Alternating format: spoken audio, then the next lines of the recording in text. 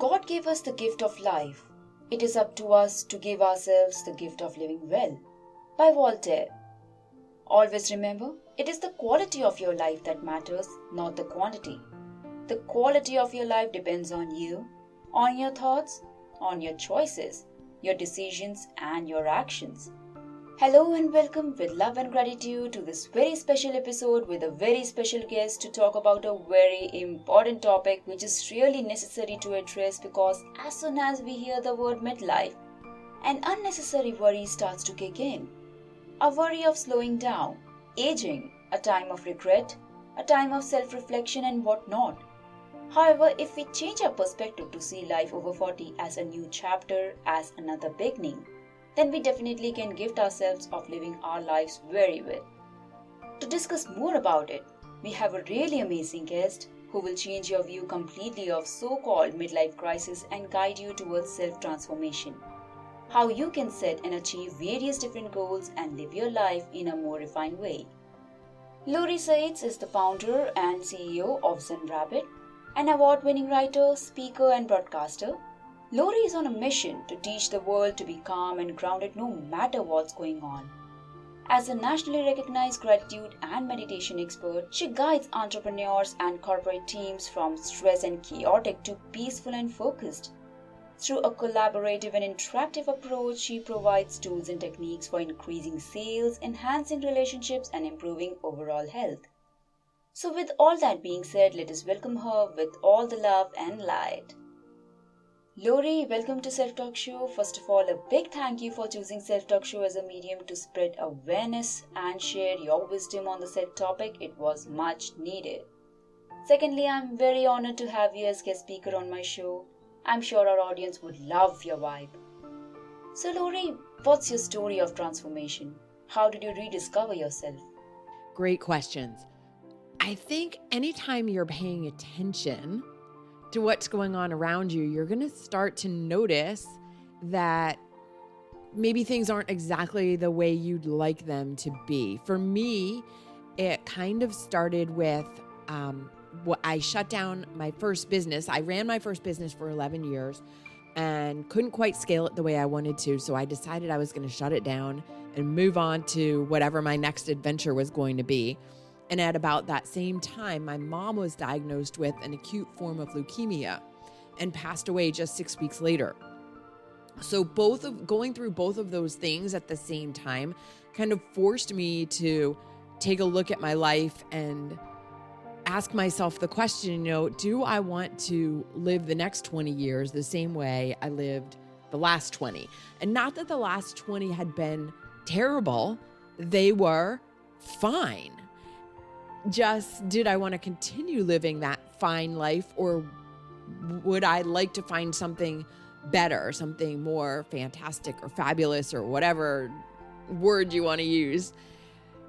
And that's when I really started reevaluating the direction I wanted to take my life. And so that was really the start of my transformation. Then over the next 4 years after that, I was really looking at, I'd been in a marriage for more than 20 years, and did I want to stay married to this person? And I decided I did not, and made the move to separate after.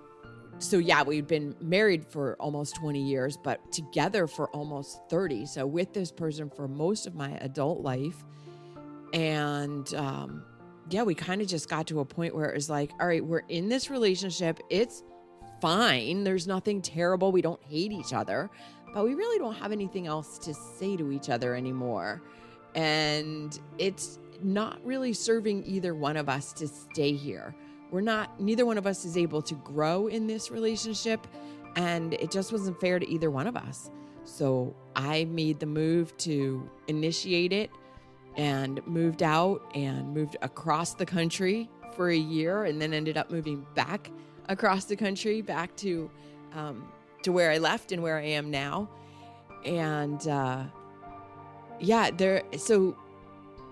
that's, I think it's a matter of paying attention and then finding the courage to take the actions that you need to take if you are not absolutely overjoyed happy. Now, I get it. You're not going to be overjoyed happy every single day because life is a series of different emotions up and down. But if you are not finding yourself feeling joyful most of the time, that's when it's really time to look into, okay, is this life that I've created working for me, or is there something better out there waiting for me? Are there any moments when your old self tries to take over you? Yeah, I think, we've been conditioned from an early age to be how we are. And so it's not just one day you decide to be different and then all of a sudden you're different. It's a constant, I don't know if battle is the right word, but it's a constant, again, paying attention to when you are sliding back into those old ways that are not serving you. And the reason we do that is because they're familiar, they're comfortable. We might not like them, but we're familiar with them. So it's very easy to slide back in. And again, if you're paying attention, then you recognize when you're doing that and you catch yourself and you go, oh, nope, that's the old me. And you get back on track to being to taking the direction that you prefer to take now and being conscious about it, because so much of our lives are lived unconsciously. So when you're paying attention, you can consciously make changes to create a life that better serves what you say you want in your life. That is so true. How did Zen Rabbit come into existence? And what's the significance behind the name? Yeah, so I mentioned that first business that I couldn't quite scale the way I wanted to. That was Zen Rabbit Baking Company. I was making and marketing a product called the Gratitude Cookie at the time, which was based on a family recipe, kind of a cross between a butter and a sugar cookie. And I was marketing it as a way for businesses to say thank you to their clients and to people who sent them referrals. And so the name Zen Rabbit goes back to when I was a baby. My mom bought me a stuffed rabbit, put it in the crib with all the other animals, plush animals, and quickly realized that she could take all the other animals out, but the rabbit had to be in the crib or I wasn't sleeping. And you know how kids have their things that they rub, whether it's a blankie or an animal or whatever it is that kind of brings them comfort. That's what my rabbit was for me. I would rub her ears and she would put me into this Zen meditative state. There's a picture on my website on zenrabbit.com, and there's a picture of me with the rabbit in my hands. I'm 2 years old, and you can see I'm kind of in this Zen blissful place, rubbing her ears. And so when people would eat these cookies, it would kind of transform them back to this place where they were in the kitchen baking with grandma, and they have all these great memories, and it's kind of their Zen blissful place. So it made sense to call the company Zen Rabbit. And then when I moved on from that company, I tried to start a business and I named it something different. But because from a marketing standpoint, which is also my background is marketing, nobody ever forgets the name Zen Rabbit. So when I tried to name my business something else, people would still remember me from Zen Rabbit. And so I took back the name Zen Rabbit and I dropped the baking company part. And so now we're on Zen Rabbit 2.0 or maybe even Zen Rabbit 3.0 at this point. But yeah, it's just, it's a name that sticks in people's minds because it's so original and fun. That is such a beautiful story. Would you like to discuss your life mission of teaching the world to be calm and grounded despite of all the external and disturbing noises? Yeah, so I'm on this mission to teach the world to be calm and grounded no matter what's going on around them. This comes back to that idea that we need to get quiet enough to hear our own internal voice, that we have the answers inside us, but we are so conditioned to listen to all of the outside noise, starting from what our parents were teaching us or our families were teaching us or our teachers were teaching us back when we were kids, and they were doing their best to help us learn what we needed to learn to stay alive and to flourish. And so, they did the best they could, but they were teaching what they had learned and maybe had never even questioned. And so now, and as we've grown up, we listen to friends, and now we've got social media and traditional media and all of these outside sources telling us what they want us to believe, what promotes their agenda, what is best for them. But that's not necessarily what's best for us as individuals. And so teaching the world to be calm and grounded is so that you can come from this place of responding instead of reacting. When things are happening around you, and there will always be things happening around you. When things are happening around you, how are you responding? How are you rationally processing the information and then choosing to respond? Most people react emotionally. It's like something triggers them, and like that reptilian brain snaps into action and triggers them to react instead of actually thinking, what would be my best response here? And so the only way you can do that is when you know who you are internally, when you know what is in your best interest, and you just stop for a second and go, okay, what's happening here? Okay, how do I want to respond? Instead of getting caught up in all of the drama of it. Most people, you look around and most people love getting caught up in the drama. They say they don't, but if they really didn't like it, they wouldn't do it. And so again, it comes back to that's what's familiar and comfortable, and that's what most people respond or rely on. And so if you can get yourself to this place of being calm and grounded, you get to choose how you want to respond, and you get to choose how things happen around you. How can an individual switch to the state of calmness regardless of what's going on in the outer world? Yeah, so it's a matter of choice. Okay, I see what's happening around me. How do I choose to respond to this? What would I like to happen ultimately? So any situation, someone cuts you off in traffic. Well, what would I like to happen here? Do I want to get into an accident? Do I want to flip off the other driver and be angry for the rest of the afternoon?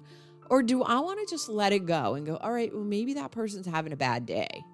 Give them the benefit of the doubt, and I'm just going to let it go. I'm going to stay calm, and I'm going to get on with the rest of my day and not think about this any longer, because it's just not worth it. It's a moment in time, something happened, and I'm just going to choose to let it go. So it's a choice in every situation. How would I like to respond? How would my highest self respond? And most likely that's going to be a response of coming from a place of love instead of a place of anger or resentment or hatred. Ask yourself, how would the highest version of myself respond to this situation? And typically that's going to be from a state of calm. Completely agree. It depends on how we react to a particular situation or people. Do you feel people turning 40 or are over 40 are calmer than the people younger their age? I don't think that calmness is necessarily an age-related thing, because people who are over 40 have been conditioned for all of those years. And so someone can reach 40 or 50 or 80 and never question how they're responding or reacting to situations. They just fall into the same old patterns. And so I don't think it's an age-related thing. I think it's something that is a conscious choice that you make to change. If you don't like how you're responding to situations, if you don't like the way that your life is going, and that is all based on how you've responded to circumstances around you, then you have to consciously make the decision to choose differently. So, people who are over 40 may have a different perspective because they've lived more life. And so they may have made more mistakes or had more experiences, let's say, than people who are younger. And maybe those choices that they've made, those experiences that they've had, have led them to see that they want something different. But at the same time, there are plenty of younger people that I've had many conversations with who are really wise because they're looking at the people who are over 40 or over 50 and learning from their observation of how those people are functioning in life and going, yeah, I don't want that. I'm choosing differently now at a younger age. So I don't think it's an age-related thing necessarily. Right. What is your perspective on the midlife crisis? Is it really a crisis or mere stress? Why does this word midlife bother people? Did it bother you as well? I am so not a fan of the term midlife crisis. First of all, it is not a crisis. That's been mislabeled forever. I think it's a time of reevaluation. It's just, you reach that point and you're like, okay, I've lived all of these years.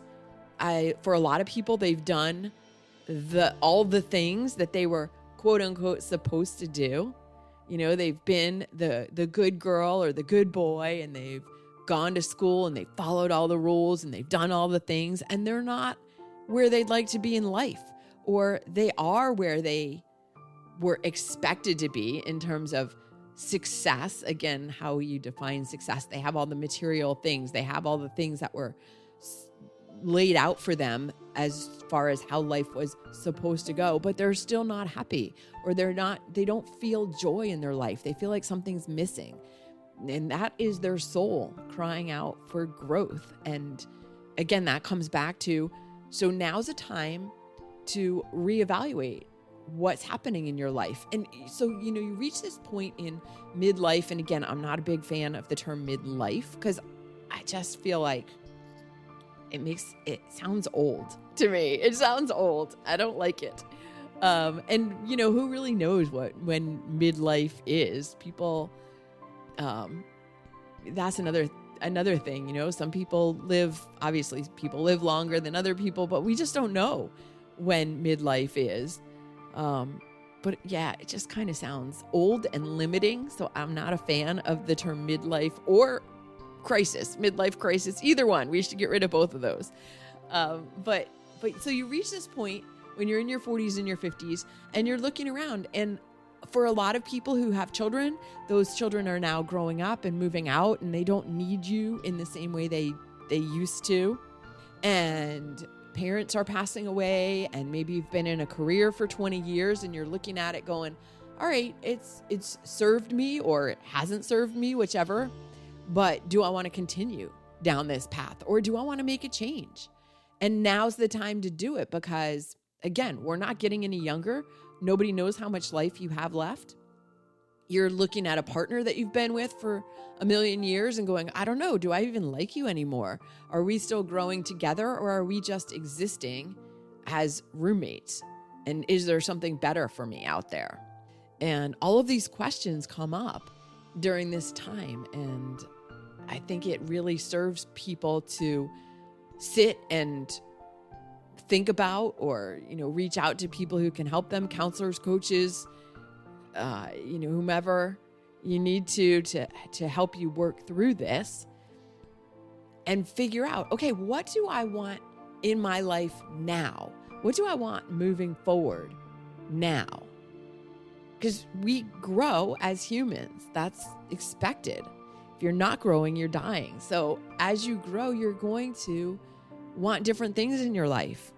And I think, to point out, it really makes a difference if this is something you're struggling with, to find somebody, a professional, to help you. Whether, like I said, that's a counselor or a therapist or some kind of professional, a coach, more than just your friends. I mean, thank God for my friends. I don't know how I would have survived my life to this point without them. But a lot of times your friends they want to see you do well, but when you start questioning things, it brings up questions in their mind too about their own life. And most of the time, our friends want us to stay the same because they don't want to have to change. So they don't want us to change because that means our relationship with them will change. And it's difficult. It's a difficult, interesting dynamic when you are trying to change, but you're only relying on friends to help you do that, because everybody has their ulterior motives, whether they are intentionally, whether they're intentional about those ulterior motives or not. A lot of times they don't even realize they have them. It's just, somebody's trying to leave the tribe, somebody's trying to change, and that threatens everybody else. So a lot of times that's, working through these things with just a friend is not the most efficient way to go about it. So it basically depends on how we perceive it. I think this whole terminology, midlife crisis, is truly overwhelming, and we ourselves are inviting stress because of that. Unfortunately, my next two questions uses the same term, so please bear with me. Can midlife crisis be considered a mental health issue? And which gender has more midlife crisis? Again, the whole term of midlife crisis, I don't believe it's a mental health issue, although I guess it depends how you define mental health. I think it's a time of reevaluation of every aspect of health, because you can get away with a lot of stuff up to a point. You can get away with not eating healthy. You can get away with not working out. You can get away with not taking care of yourself in any, physical, mental, psychological, emotional aspects to a certain point. And then it becomes like holding a beach ball underwater. You can only hold it under there for so long before it pops up and hits you in the face. So whether that comes up as a mental health issue or a physical health issue, I think a lot of health issues, start showing up in the 40s and 50s because you've held them underwater for so long. And now is time for the reckoning, So, so I think that this time in life is when things start showing up that you can't ignore any longer.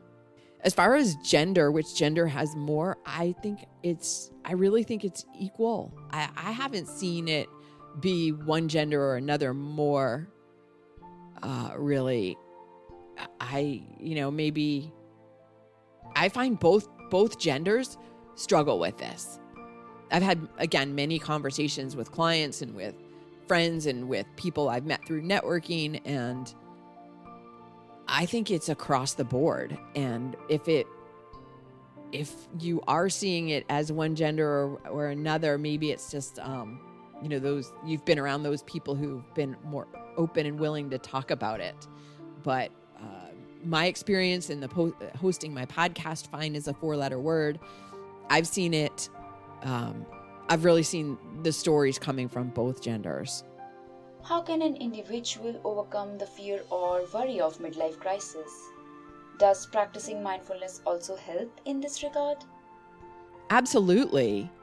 Practicing mindfulness, or practicing, however you want to define mindfulness, practicing, following practices that, again, help you get in touch with your own inner voice are going to help you overcome fear or worry. Because when you are calm and grounded, you're not fearful or worrying. You are in control of your thoughts. Your thoughts, you've heard this before, I'm sure. Your thoughts control your actions, and your actions control your outcomes. So when you can control your thoughts, when you can come from a place of calm and groundedness, then you're not allowing fear and worry to overtake your mind and drive your actions. When you can find gratitude, for example, in every situation, you can come from you're starting out from a different place.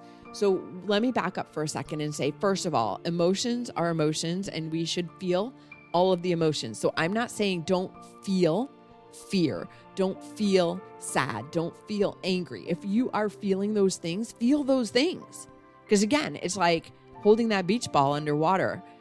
That's not what we're trying to do. We're not saying don't feel emotions. Again, you're human. You have emotions. It's part of being human. So feel them and work through them. So there's a difference between feeling them, recognizing, feeling them, and burying them and pretending they don't exist. You probably heard that phrase that what you resist persists. So it's not a matter of resisting these negative feelings. It's a matter of feeling them and moving through them. And the faster you can move through them, the quicker you get to the other side where you can feel more joy, more gratitude, more love, more compassion, more happiness. So, so it's a matter of getting through to that other side. And when you can get in touch with your own inner voice and hear what it's saying to you of, oh, I'm afraid because, whatever reasons come up for you, then you can address them. That's the thing. I think fear and worry weigh people down because they don't want to stop and examine, why am I feeling this? Why am I worried? Why am I feeling scared? They just want to get rid of the emotion. And so a lot of people, you see this happening a lot. People bury them in drinking or eating or watching, scrolling online, binging on all the shows. And, again, nothing wrong with some binge watching, but when it's used as an escape from your emotions, that's when it gets dangerous. So, but people will do any number of things to avoid feeling, to avoid getting in touch with their own inner voice, because they're afraid of what that inner voice is going to tell them. What if it tells them that they need to leave a relationship that isn't serving them anymore? What if it tells them to leave a job they've been at forever? Like, what is that inner voice going to tell you? And people get scared of what that inner voice is going to say. But trust, that inner voice is always speaking to you from your place of highest good. Even when it's scary, and that's the thing too, is even when things are scary, that doesn't mean they're impossible. It means they're scary. Like, okay, so it's scary. You overcome it with courage. And again, this is where working with professionals to help you move through these things is really beneficial. Would you please suggest some ways to practice mindfulness?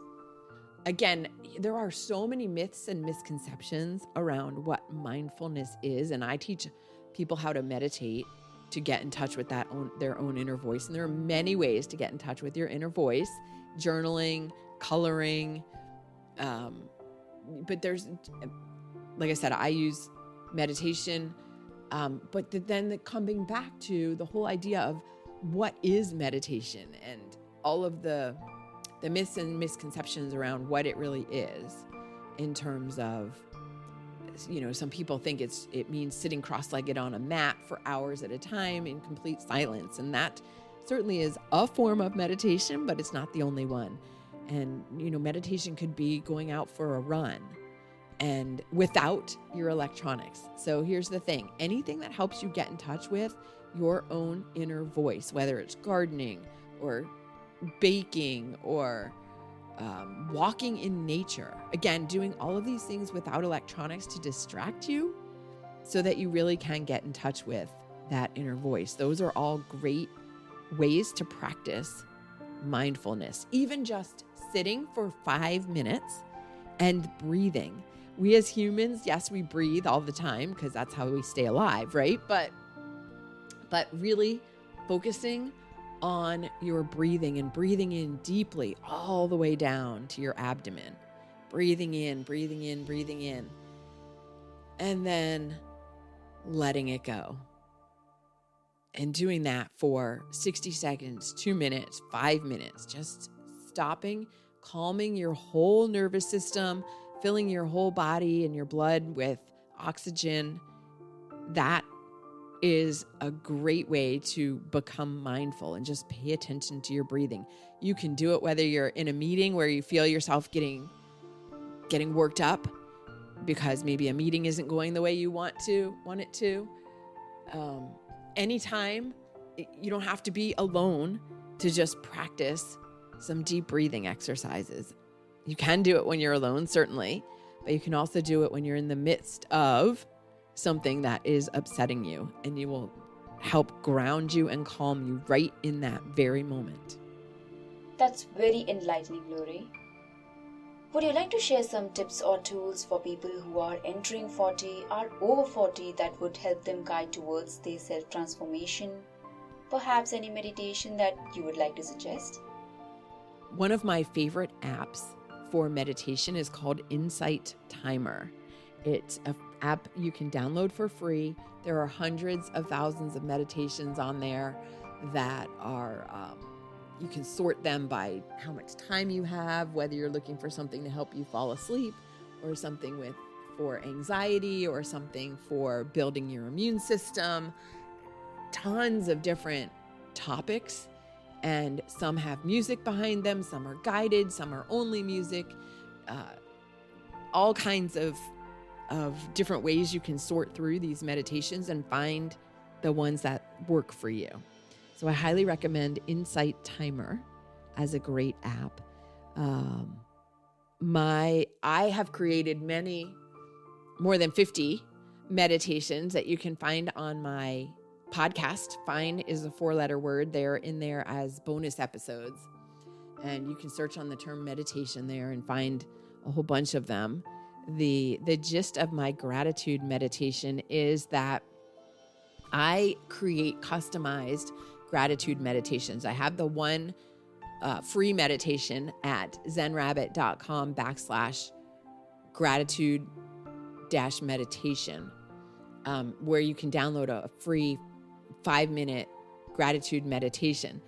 Then I also create customized gratitude meditations where I take people through feeling gratitude for things that have happened in the past that they're grateful for, things that they currently have in their life that they're grateful for, and then things that you are manifesting, goals that you are manifesting that you can feel grateful for now. So here's the key about gratitude is when you feel grateful for something as if it has already happened, you become a magnet for it. You magnetize that experience to come to you faster than if you are simply just visualizing it and imagining having it. If you can imagine having it and feel gratitude for it at the same time as if it has already come into your life, that brings it to you much faster. And so that's one of the major benefits of practicing this type of gratitude visualization meditation. Absolutely. Any message that you would like to leave our listeners with? I think, it's that we have a choice of how we react or respond. Every choice you make in terms of how you would like to create a situation, I think it's a great exercise to get into the practice of deciding every time, how do I want this situation to play out? And granted, you have no control over anybody else. You have only control over yourself. But asking yourself, how would I ultimately like this to play out? And then responding from that place. When you can stay calm and grounded, you make yourself an example of how other people can respond. It's often difficult for other people to stay angry when you don't get drawn into their drama. When you stay calm and grounded, even when they're angry or upset or frustrated, they calm down because they see that you're not getting pulled into it. So that's one of the messages I would leave your listeners with is you have control over how you respond to situations. So choose ahead of time. How would you like this to play out? And then take the actions in accordance with how you would like it to play out. And you'll be surprised at how often it does play out that way, the way that you predetermined for it to play out. Thanks so much for having me. This has been great. I really appreciate the opportunity to share this information. The best place to find me is at zenrabbit.com, and you can find out all of the information about the customized gratitude meditations, my podcast, Find is a 4-letter word, all of my programs, how to reach me on social. There are links there. Everything is there at zenrabbit.com. That's a wonderful message, Lori. Thank you for your time. It was lovely having you on the show. You can reach out to Lori through her website. Find the link in the episode description. So with this, we come to an end of this episode. Hope you liked it, and the feedback would definitely do wonders. I would really appreciate it if you can subscribe to Self Talk Show. More episodes and more awareness is coming your way, so stay tuned and keep self-talking. You can reach out to me for questions, queries or suggestions at www.selftalkshow.com or email me at showselftalk@gmail.com or email me at showselftalk@gmail.com or through social media pages on Facebook, Instagram and Twitter. Thank you again and see you with another episode.